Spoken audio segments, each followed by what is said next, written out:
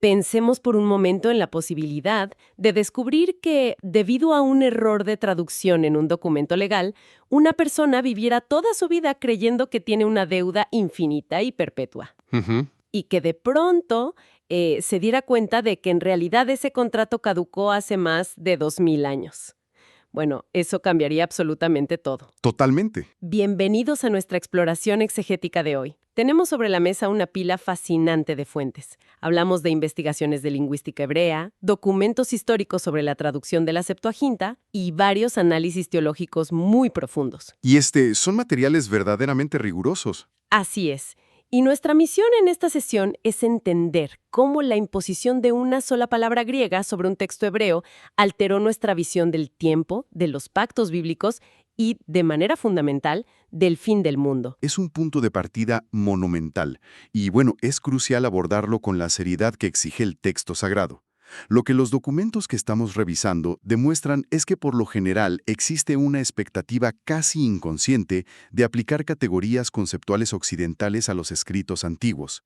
O sea, leemos con una mente moderna algo que se escribió hace milenios. Exacto, cuando la filosofía greco-romana, que entiende el tiempo como una abstracción matemática, infinita, inabarcable, choca con la mentalidad hebrea bíblica, ese lente moderno no solo distorsiona la imagen, altera la historia misma. Ujú. Un error sistemático de traducción ha ocultado el hecho de que el antiguo pacto siempre tuvo una fecha de caducidad histórica, una que, según las fuentes, ya se cumplió. A ver, un momento. ¿Me estás diciendo que cuando leemos en nuestras traducciones actuales palabras como para siempre, perpetuo o eternidad, el hebreo original no necesariamente significaba eso? Así es, y sé que es un planteamiento fuerte. Es un cambio de paradigma gigantesco. Como estudiosa de estos textos, estoy fascinada, pero al mismo tiempo impresionada. ¿Cómo llegan a esa conclusión los lingüistas y teólogos en estos artículos? Ok, vamos a desempacar esto poco a poco, desde sus cimientos. Pues, para entender esto, los análisis lingüísticos nos obligan a ir directo a la raíz etimológica. En el marco de la Torá, el tiempo no se medía en un vacío infinito, digamos. Todo el concepto de perpetuidad gravita en torno a una sola palabra hebrea, fundamental. La palabra olam. Exactamente. Olam, deletreada en el hebreo con las consonantes ayin, bab, lamed y mem. Y los estudiosos del hebreo antiguo explican que olam proviene de la raíz verbal alam. ¿Y qué significa alam exactamente en su uso más primitivo? Su definición primaria denota la acción de ocultar, esconder o mantener fuera de la vista. Ah, claro. O sea, si la raíz misma significa ocultar, entonces un olam de ninguna manera puede ser una línea de tiempo infinita que nunca termina, al estilo griego. No para nada. No es una flecha que viaja hacia el infinito espacial. Tiene que ser algo distinto, algo más delimitado. Es que la investigación demuestra que un olam es un espacio de tiempo delimitado.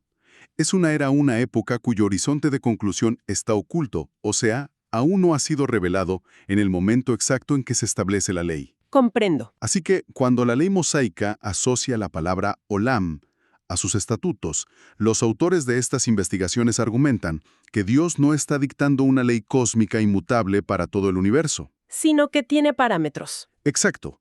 Lo que hace es establecer la vigencia ininterrumpida de una institución, pero exclusivamente mientras dure el orden de ese pacto específico. A ver, para aterrizar esto de una forma analítica, pensemos en una analogía legal contemporánea.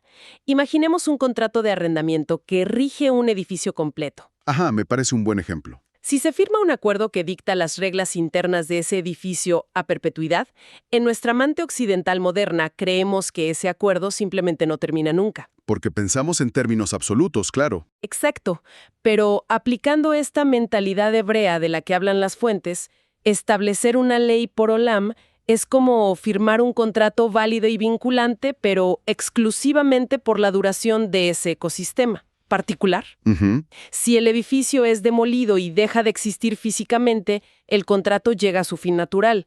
O sea, no fue violado, no fue quebrantado. Simplemente el ecosistema donde existía desapareció. Alcanzó el horizonte de su olam. Alcanzó su horizonte. El edificio representa el ecosistema del pacto, ¿cierto? Es una analogía exegética brillante.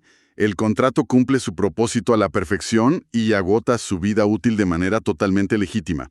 Si comprendemos que el horizonte estaba oculto, pero era finito, entonces todas las instituciones del Antiguo Testamento adquieren una dimensión temporal completamente nueva. Y esto nos lleva a un terreno muy delicado, porque si Olam significa un contrato con una fecha de caducidad inherente, ¿qué pasaba entonces con cosas que consideramos teológicamente eternas e intocables? Como el día de reposo, por ejemplo. Exactamente. El Shabbat también tenía una fecha de expiración atada a un pacto. Eso nos obliga a revisar directamente los textos sagrados.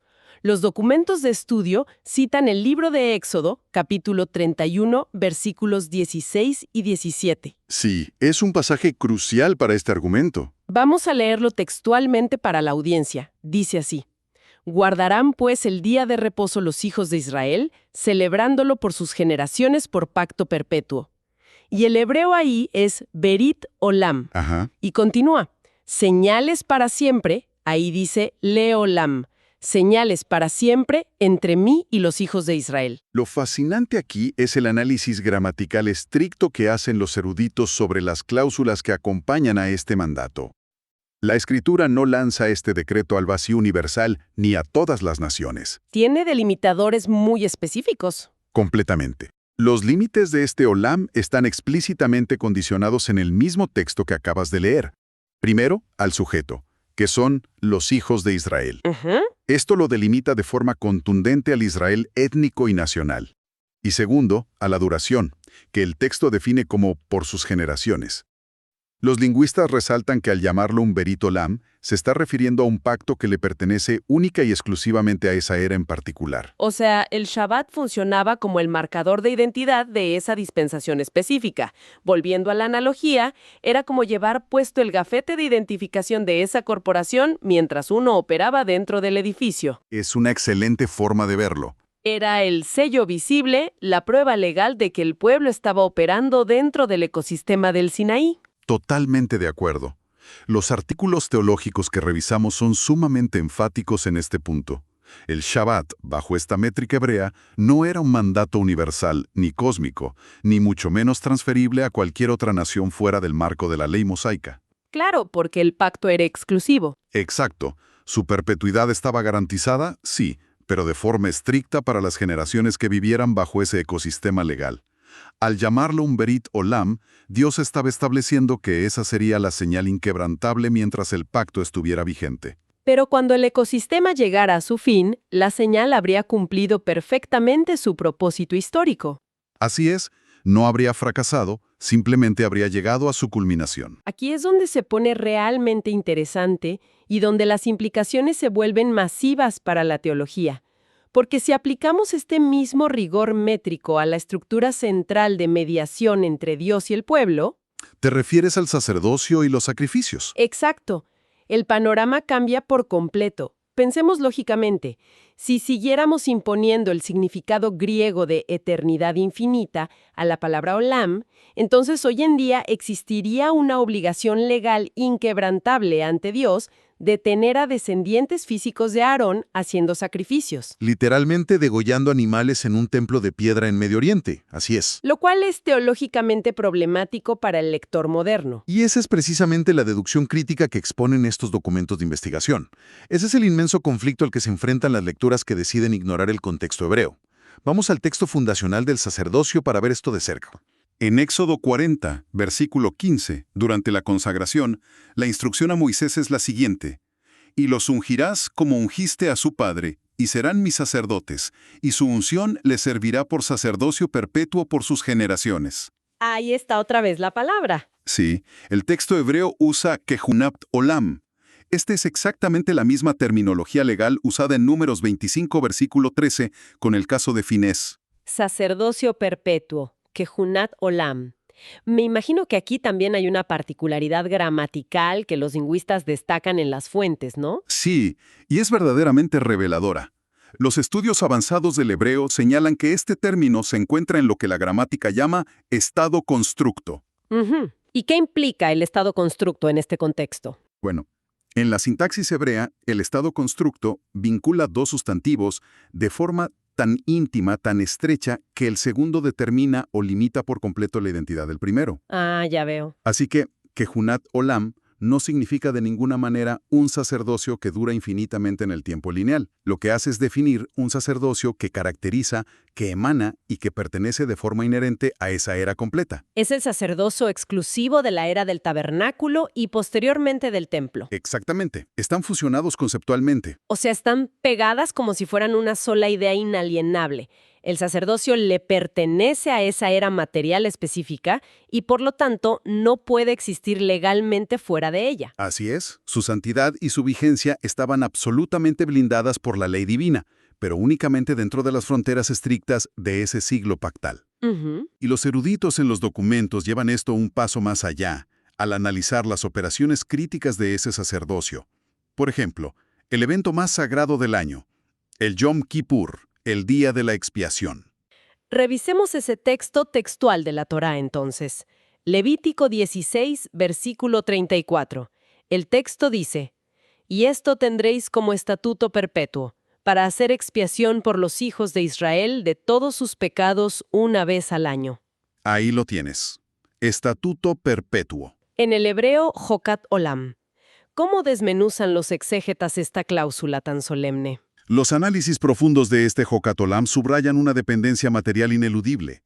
Si uno observa las estipulaciones súper retalladas a lo largo de Levítico 16, se da cuenta de que este estatuto de la era requirió obligatoriamente un santuario terrenal. Claro, no se podía hacer en cualquier lugar. Para nada. Exigía un velo físico que separara el lugar santísimo.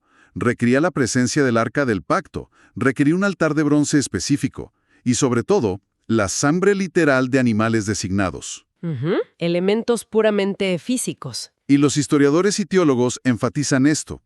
Al estar condicionado por todos estos elementos físicos y arquitectónicos, el horizonte de este Olam dependía intrínsecamente de la existencia material de la teocracia de Israel. Era físicamente imposible cumplir el estatuto sin el edificio que lo sostenía. Volviendo a nuestra analogía. Físicamente imposible, exacto. Todo esto tiene muchísimo sentido. Para los antiguos israelitas, esta estructura conceptual era su realidad palpable.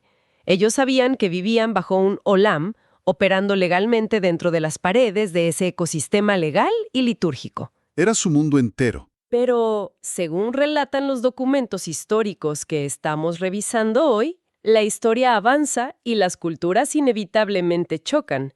Viene el periodo de la helenización. Las escrituras hebreas tienen que ser traducidas al idioma dominante del imperio, que era el griego. Y ese es un momento crítico en la historia de la transmisión bíblica. Es fascinante cómo los autores de estos artículos marcan el monumental trabajo de la Septuaginta, la traducción de los 70, como el puente lingüístico maestro entre el Antiguo y el Nuevo Testamento. Sin duda, es un parteaguas absoluto en la historia del exégesis. Los historiadores relatan cómo los eruditos judíos en Alejandría se enfrentaron al desafío inmenso de trasladar su teología milenaria a las categorías mentales griegas. Y el griego es un idioma sumamente filosófico. Exacto. El idioma griego poseía un vocabulario muy rico de términos para describir la eternidad sin límites, el tiempo abstracto, la perpetuidad infinita. Era el idioma de Platón y Aristóteles. Pero al llegar a la palabra hebrea olam, los estudios documentan que estos traductores judíos tomaron una decisión sistemática y sumamente deliberada. Y esto es clave. No usaron las palabras griegas para una eternidad infinita e inabarcable. Sabían que eso hubiera cambiado por completo el significado legal de su propia ley. Exactamente. Se rehusaron a imponer una visión filosófica ajena sobre la Torá. En lugar de eso, los registros muestran que eligieron cuidadosamente el sustantivo griego aion. La palabra aion. Ajá. Y aion, tanto en su uso clásico como bíblico, significa textualmente una era, una época o un siglo caracterizado por ciertas condiciones particulares. No significa eternidad infinita. Original.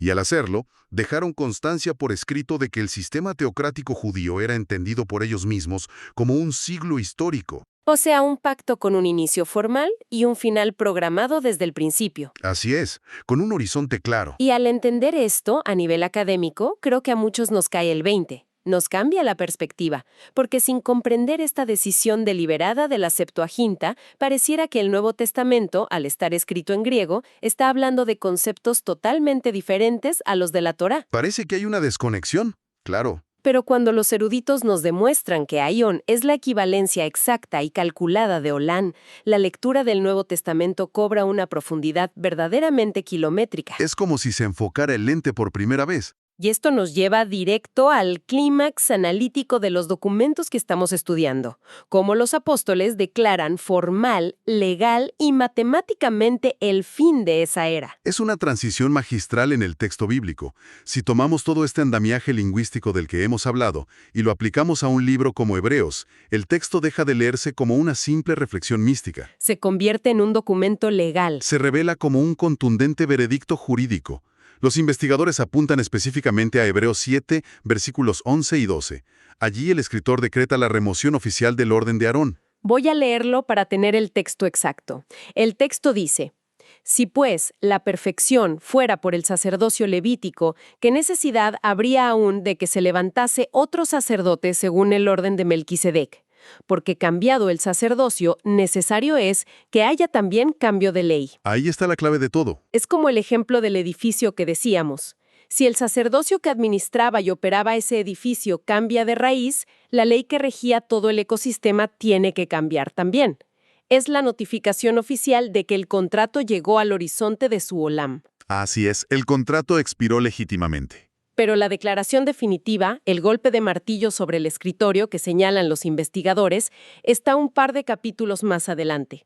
Voy a leer textualmente Hebreos 9, versículo 26. Adelante, este es el pasaje central. Dice: pero ahora, en la consumación de los siglos, se presentó una vez para siempre por el sacrificio de sí mismo. Hay que detenernos imperativamente en esa frase griega, porque es el epicentro de toda la investigación. Sunteleia ton aionon. Sunteleia ton aionon. En el análisis léxico más riguroso, sunteleia no significa una simple pausa ni una interrupción abrupta.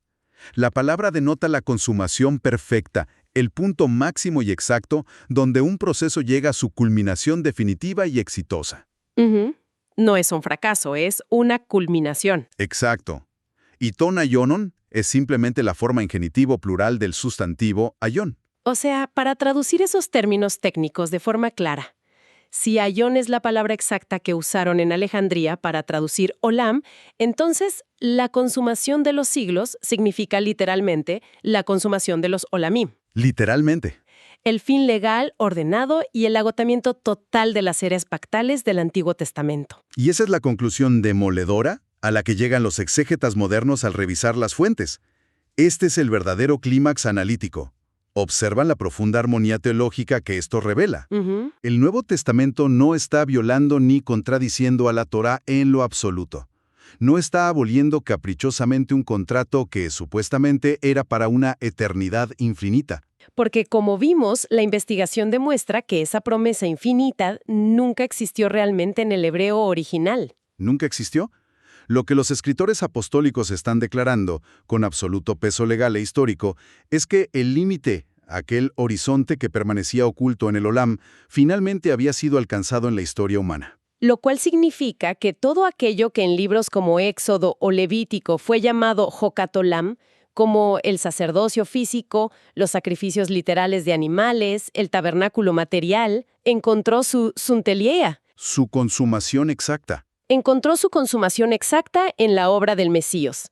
Pero, a ver, esto exige una redefinición masiva de nuestra teología contemporánea.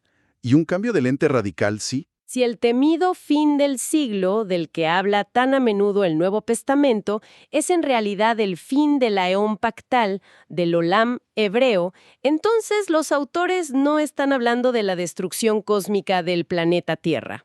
Es imperativo ser tajantes con lo que muestran estas fuentes históricas y exegéticas. El verdadero fin del siglo, el final de ese gran aeón, no se refería ni en la mente hebrea original, ni en el vocabulario griego del primer siglo, a la aniquilación térmica del universo material. Eso es un concepto occidental posterior. Completamente. Significaba, en su contexto estricto, la clausura visible, legal e histórica de todo el ecosistema del Pacto del Sinaí y de los sacrificios levíticos. Era el cierre operativo objetivo definitivo del edificio de nuestra analogía. Así es, se cerraron las puertas de ese sistema. Y esto no es algo místico que está suspendido en el aire esperando a ocurrir en un futuro lejano de ciencia ficción. Los historiadores que analizamos hoy son categóricos en afirmar que es historia cumplida. Hechos documentados. Se materializó de la forma más brutal, incontestable y documentada en el año 70 después de Cristo, con la destrucción absoluta del Templo de Jerusalén a manos de las legiones del Imperio Romano. Y ese es el marcador histórico insoslayable de toda esta tesis. Los registros de la época nos detallan de forma espeluznante cómo en ese año el fuego romano consumió por completo los registros genealógicos. Los registros del sacerdocio. Exacto, haciendo imposible para siempre, desde ese día, rastrear el linaje de Aarón para certificar a un sacerdote legítimo. El altar de bronce fue derribado, el velo desapareció entre las cenizas y los muros cayeron hasta que literalmente no quedó piedra sobre piedra. Fue una erradicación sistemática. Físicamente, materialmente, se volvió de facto imposible guardar el Jocat Olam según las estrictas exigencias legales de Levítico 16. En ese momento exacto, la teocracia nacional de Israel dejó de existir y la era del antiguo pacto llegó a su conclusión innegable y visible. Es impresionante cómo una realidad histórica tan gráfica valida la gramática más sutil del texto hebreo. El ecosistema entero fue desmantelado ante los ojos del mundo. Sin dejar lugar a dudas. Al recapitular esta profunda inmersión que hemos hecho hoy en las fuentes, es asombroso ver cómo corregir un solo lente lingüístico transforma todo. Volver al entendimiento hebreo de Olam, en lugar de imponer la filosofía griega, clarifica enormemente la revelación bíblica. Le devuelve su coherencia interna. Pasamos de intentar forzar contratos que parecen irreales o caducos en nuestra época, a admirar un diseño arquitectónico perfecto, una era con un límite establecido sabiamente por el Creador desde el principio. Queda claro a través de estos documentos que instituciones sagradas como el sacerdocio levítico o el Shabbat como señal nacional no fueron abolidas por un fracaso o un plan B de emergencia. Para nada.